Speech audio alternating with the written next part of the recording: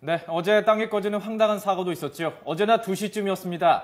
전남 목포에 있는 아파트 단지 주차장과 도로 80m가 폭삭 주저앉아서 주민들이 대피하는 소동이 벌어졌습니다. 네, 1차 조사 결과 이 원인은 강력한 토압, 즉 흙의 압력 때문으로 잠정 결론이 내려졌습니다. 현장에 나가 있는 취재기자 연결합니다. 백종규 기자, 현장 상황 전해주시죠.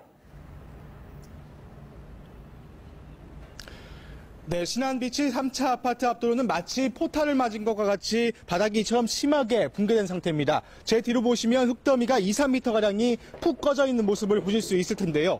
앞서 전해드린 대로 사고 원인은 토압 때문이라는 잠정 결론이 나왔습니다.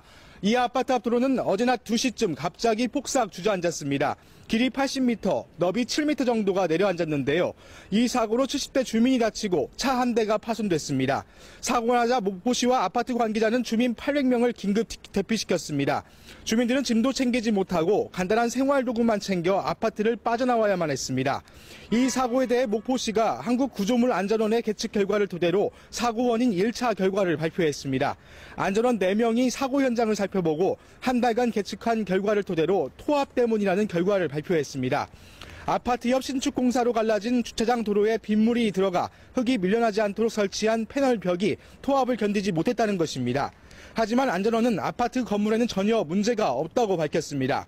주민들은 그야말로 뜬 눈으로 밤을 지새웠습니다. 주민들은 목포 서부초등학교 체육관에서 향후 대책을 논의하고 시가 제공한 숙박업소에서 하루를 보냈습니다. 일부 주민들은 새벽에 아파트 안으로 들어가 챙기지 못한 짐을 챙기기도 했습니다. 사고 원인에 대해서 주민들은 문제가 있다는 입장입니다. 주민들은 주차장 옆 아파트 신축공사 현장 터파기로 인해 도로에 균열이 생겼다고 주장하고 있습니다. 지난해부터 수차례 안전점검 등을 요구하며 공사 중단을 촉구했는데 건설사가 땜질식 처방을 하면서 사고로 이어졌다는 것입니다.